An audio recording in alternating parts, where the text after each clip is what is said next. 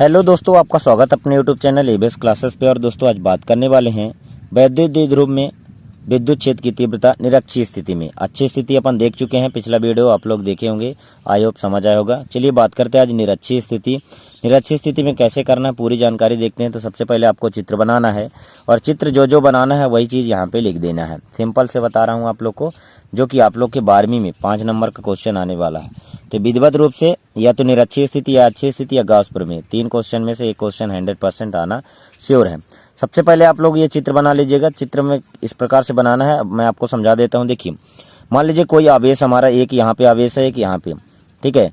तो यहाँ पे कोई वैद्युत द्विध्रुव ए है, यहाँ पे बी, दोनों को मिला देते हैं तो ये हमारा हो जाता है ए, यहाँ से यहाँ तक, ये बीच में ओ हो गया, ठीक है। तो ए, इसकी दूरी ए हो जाएगा, इसकी दूरी ए हो जाएगा, तो ए और ए 2a मीटर यहाँ पे हो जाएगा। तो यहाँ पे ए और बी लेते हैं मान लीजिए, तो माइनस क्यू और प्लस क्यू आवेश से मिलकर बना है एक वैद्युत द्विध्रुव जिसकी दूरी 2a है, ठीक है। अब इसके निरक्षीय स्थिति में हमें एक विद्युत क्षेत्र की तीव्रता ज्ञात करनी है। तो निरक्षीय स्थिति में r दूरी पर, ये r दूरी पे है मान लीजिए ये, और निरक्षीय स्थिति में यहाँ पे ऊपर साइड हो जाएगा p। तो कोई बिंदु मान लीजिए p है और यहीं पे हमें विद्युत क्षेत्र की तीव्रता ज्ञात करना है, ठीक है। अब यहाँ पे बता देता हूँ कि आप लोग पढ़े होंगे कि यदि कोई लंब की बात की जाए तो वहाँ पे साइन ज्ञात किया जाता है, और आधार की बात किया जाए तो वहाँ पे कॉस होता है, ठीक है। तो ये कॉस 2 भागों में डिवाइड हो जाएगा, E1 कॉस थीटा ये और E2 कॉस थीटा, ठीक है। जब विद्युत क्षेत्र की तीव्रता आगे की ओर बात करेगा काम, तो यहाँ पे पीछे भी लगेगा तो E2 साइन थीटा ये नीचे साइड हो जाएगा, और जब इधर लगेगा E1 कॉस थीटा तो फिर यहाँ पे भी इधर लगेगा, ठीक है। इसके बाद अपन बात करते हैं, चलिए अब ये चित्र बन चुका होगा तो यहाँ पे समझते हैं। माना ए बी एक विद्युत द्विध्रुव है जो माइनस क्यू और प्लस क्यू आवेश से मिलकर बना है। ए बी जो है एक विद्युत द्विध्रुव है जो ए बी माइनस क्यू और प्लस क्यू आवेश से मिलकर बना है, ठीक है। द्विध्रुव के मध्य बिंदु ओ से आर दूरी पर स्थित में बिंदु पी पर, मतलब यहाँ से आर दूरी पर स्थित कोई बिंदु पी है जहाँ पे हमें विद्युत क्षेत्र की तीव्रता ज्ञात करनी है, ठीक है। तो ये यहाँ पे हमें पी के पास विद्युत क्षेत्र की तीव्रता ज्ञात करनी है, ठीक है। माना प्लस क्यू और माइनस क्यू आवेश से बिंदु पी के बीच की दूरी, तो पी के बीच की दूरी हमें ज्ञात करना है, ठीक है। तो मतलब कह रहा है कि यहाँ पे माइनस क्यू आवेश और प्लस क्यू आवेश से इन दोनों की, मतलब इसकी और इसकी दूरी हमें निकालना है, ठीक है। तो इसको यहाँ पे हो जाएगा AP बराबर BP बराबर √r² प्लस a²। अब ये आएगा कहाँ से, ये चीज़ अपन देखते हैं, ठीक है। वीडियो में लास्ट तक बने रहे, पूरा विधिवत रूप से आपको समझाया जाएगा। यदि समझ नहीं आता दोबारा मैं इसी को फिर से समझा दूंगा। तो इसके पहले मैं आप लोग को बता देता हूँ कि आपने पहले पाइथागोरस प्रमेय पढ़ा होगा, पाइथागोरस, ठीक है। इसी पर आधारित, क्योंकि ये हमने समकोण त्रिभुज लिया है, यहाँ पे देख सकते हैं ये 90 डिग्री का बन रहा है, ये समकोण त्रिभुज, एक ये हो गया और एक ये हो गया समकोण त्रिभुज। तो दोनों को मिला के मतलब एक मेन त्रिभुज बन जाता है, ठीक है। तो हम पहले इस त्रिभुज की बात करेंगे फिर इस त्रिभुज की। तो पाइथागोरस प्रमेय आप लोग पढ़े होंगे कि पाइथागोरस का कहना है कि कर्ण का वर्ग जो है लंब के वर्ग और आधार के वर्ग, लंब का स्क्वायर प्लस आधार का स्क्वायर, दोनों का यदि स्क्वायर कर दिया जाए तो वो कर्ण के वर्ग के बराबर होता है। अब कर्ण किसको कहते हैं, इसको कर्ण कहते हैं, इसको आधार कहते हैं और इसको लंब कहते हैं। इसी प्रकार इसमें कर्ण ये हो जाएगा, लंब ये हो जाएगा, आधार ये हो जाएगा, ठीक है। तो कह रहा है कि कर्ण का वर्ग, अब कर्ण हमारा यहाँ पे जो हो जाएगा PB हो जाएगा, तो क्या हो जाएगा PB। तो यहाँ पे PB स्क्वायर बराबर हो जाएगा लंब का जो स्क्वायर है, लंब यहाँ पे हमारा ये था OP, तो OP, ठीक है, OP का स्क्वायर प्लस आधार क्या है हमारा ये है OB, तो OB यहाँ पे कर देंगे OB का स्क्वायर, ठीक है। अब देखिए BP स्क्वायर बराबर हो जाएगा OP हमारा क्या है, OP जो है R स्क्वायर है, तो R स्क्वायर हो जाएगा, ठीक है। प्लस यहाँ पे हो जाएगा OB जो है OB जो हम लिए थे यहाँ से यहाँ तक, ये हमारा A है, तो A का स्क्वायर हो जाएगा, ठीक है। इतना तक हो चुका है। अब PB बराबर हो जाएगा BP बराबर, यहाँ पे इसका इधर का वर्ग हटेगा तो इधर रूट चढ़ जाएगा, तो रूट हो जाएगा R² प्लस A²। तो इस प्रकार से ये PB हमारा जैसे निकल जाता है, मतलब ये जो P और B की मान है वो हो जाएगा R² plus A² over root, ठीक है।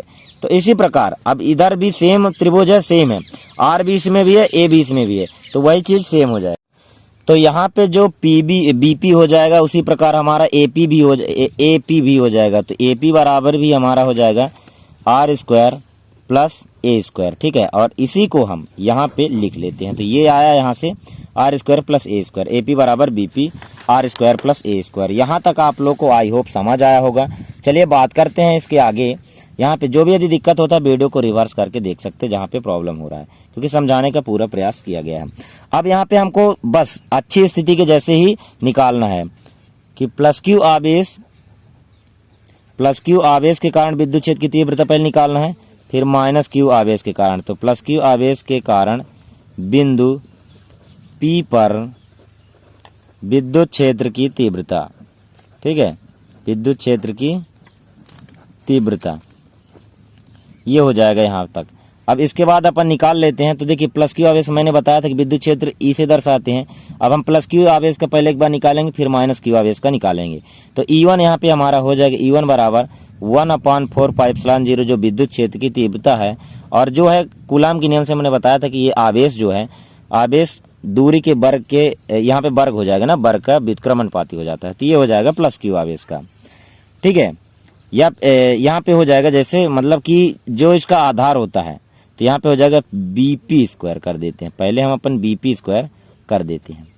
इसके बाद यहाँ पे चलते हैं तो E1 बराबर हो जाएगा हमारा 1/4πε0 क्यू अपान, अब बीपी जो हमारा था आर स्क्वायर प्लस ए स्क्वायर है, ठीक है। तो आर स्क्वायर प्लस ए स्क्वायर का अंडर रूट कर देंगे। अब इसका फिर होल स्क्वायर हो जाता है, ये स्क्वायर हो जाएगा। अब यहाँ पे सॉल्व करते हैं यदि, तो ये हो जाएगा 1/4πε0 क्यू अपान, अब आर स्क्वायर प्लस ए स्क्वायर। यहाँ पे नियम होता है कि यदि वर्ग हटता है तो यहाँ पे वर्ग यदि हटेगा तो वर्गमूल भी हट जाता है, क्योंकि एक नियम मैंने बताया भी था। देखिए यदि 5 के घात ओवर अंडर रूट 5 है, ठीक है, और ए स्क्वायर 2 है, तो इसको यदि अपन करते हैं तो 5 का घात 1/2 करेंगे और इसका घात फिर 2 करेंगे और 2 कट जाएगा तो हो जाएगा 5। उसी प्रकार से इसको भी कर देते हैं, ठीक है। तो यहाँ तक आप लोग का समीकरण 1 हो जाता है। इसके बाद चलते हैं माइनस क्यू आवेश के कारण। तो माइनस क्यू आवेश के कारण बिंदु P पर विद्युत क्षेत्र की हमको तीव्रता ज्ञात करना, ठीक है, विद्युत क्षेत्र की तीव्रता ज्ञात करना। तो यहाँ पे हो जाएगा E2 इक्वल हो जाएगा 1/4πε0 Q upon A P square. अब यहाँ पे हमारा ए पी की दूरी ले लेगा, क्योंकि हमको इस त्रिभुज का निकालना है। तो यहाँ पे हम ए पी का निकाल लेते हैं सबसे पहले, ठीक है। तो यहाँ पे फिर उसी प्रकार सेम टू सेम हो जाएगा 1/4πε0 और यहाँ पे Q upon A P square, जिस प्रकार बी पी किए थे उसी प्रकार ए पी कर लेते हैं। तो वही हो जाएगा आर स्क्वायर प्लस ए स्क्वायर, ठीक है, समीकरण 2। अब दोनों में हम परिणामी निकाल लेते हैं।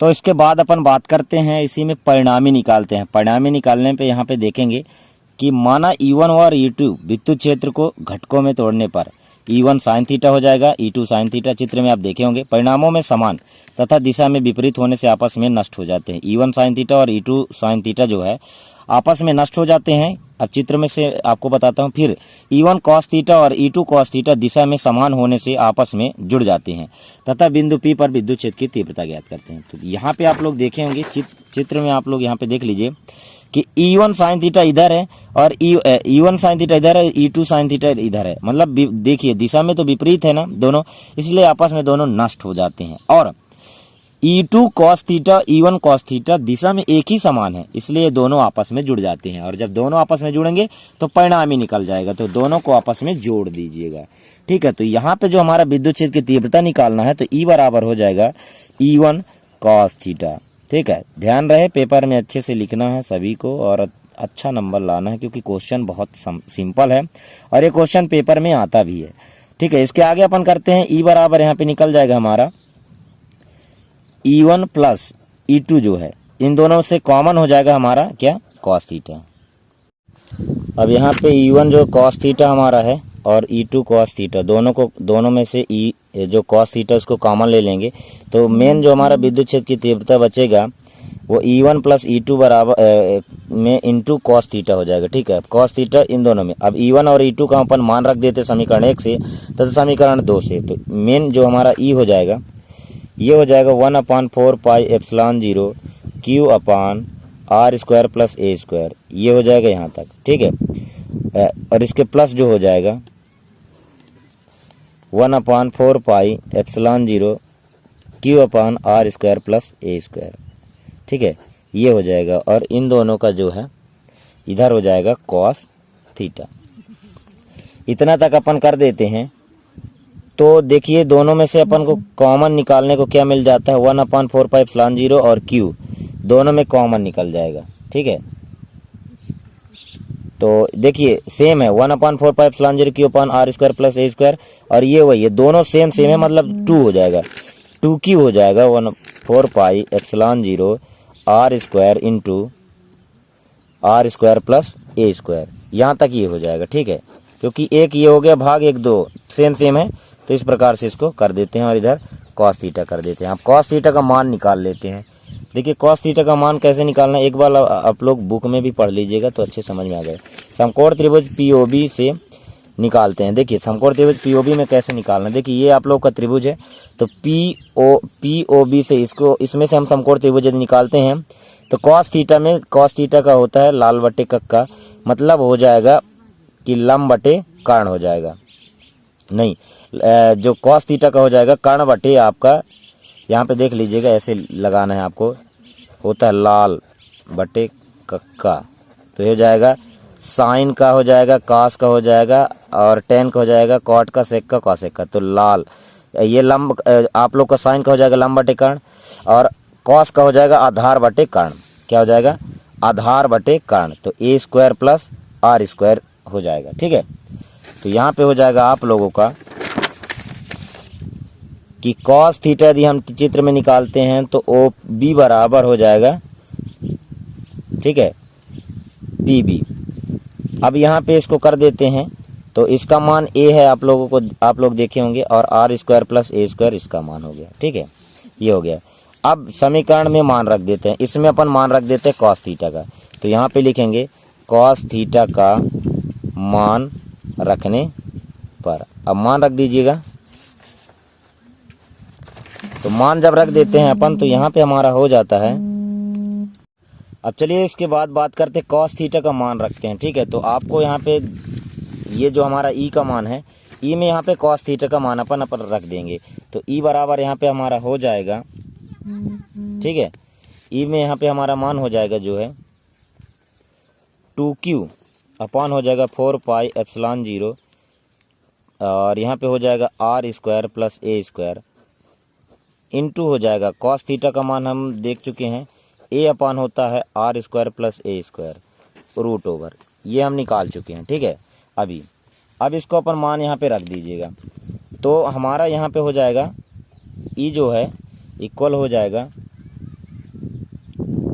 यहाँ पे 2 अपन वो कर देंगे, कॉमन ले लेंगे, तो 2 बाहर निकल जाएगा, 4 पाई एप्सिलॉन 0 भी बाहर निकल जाएगा, बचेगा हमारा जो है क्यू अपॉन हो जाएगा आर स्क्वायर प्लस ए स्क्वायर, यहाँ पे बच जाता है, ठीक है, और इंटू यहाँ पे हो जाएगा ये जो हमारा बचा है ए, तो हो जाएगा a upon r square plus A square का ओवर रूट हो जाएगा, ठीक है।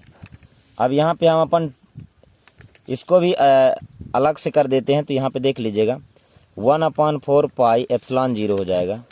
अब यहाँ पे अपन देख लीजिएगा को अपन यहाँ पे 2 का गुणा ए से कर देते हैं, तो 2a इंटू हो जाएगा q, ठीक है, q इंटू 2a, और आर स्क्वायर प्लस ए स्क्वायर ये हो गया, और यहाँ पे हो जाएगा आर स्क्वायर प्लस ए स्क्वायर।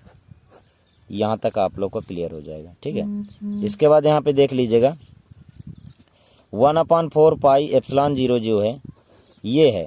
अब देखिए q इंटू 2a मैंने बताया भी था अभी पिछले वीडियो में, q इंटू 2a जो है वो p के बराबर होता है, विद्युत द्विध्रुव मैं पढ़ा भी चुका हूँ, तो p के बराबर हो जाता है, तो इसका मान p हो जाएगा, तो यहाँ पे हो जाएगा आप लोगों का p, ठीक है, अपॉन हो जाएगा आर स्क्वायर प्लस ए स्क्वायर, ये हो गया, और इसको अपन आर स्क्वायर प्लस, देखिए ये हमारा जो था अंडर रूट में था, यहाँ पे अंडर रूट में, तो आर स्क्वायर प्लस ए स्क्वायर, अब अंडर रूट हटेगा तो घात में 1/2 चढ़ जाता है, तो यहाँ तक चढ़ा दीजिए, ठीक है।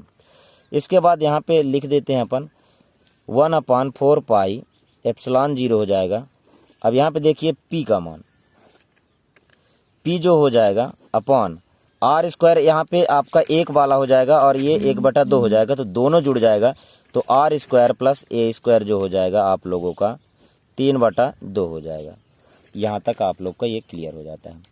अब यहाँ पे मैं जो अच्छी स्थिति में बता चुका हूँ, a is less greater than r है, तो ठीक है, ए स्क्वायर को नगण्य मानने पर नगण्य मान देते हैं, तो यहाँ पे हो जाएगा आप लोगों का 1/e बराबर हो जाएगा 1/4 पाई एप्सिलॉन 0 जो हो जाएगा, वो जहाँ पे ए है वहाँ पे 0 रख देते हैं, तो p अपान हो जाएगा आर स्क्वायर, और इसके पावर में है 3/2।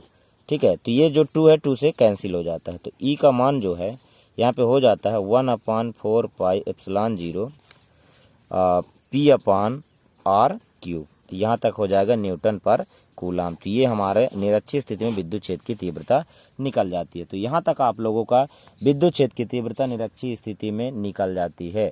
विद्युत द्विध्रुव में विद्युत क्षेत्र की तीव्रता निकालनी है निरक्षीय स्थिति में, तो ये आपका यहाँ तक करना ही पड़ेगा।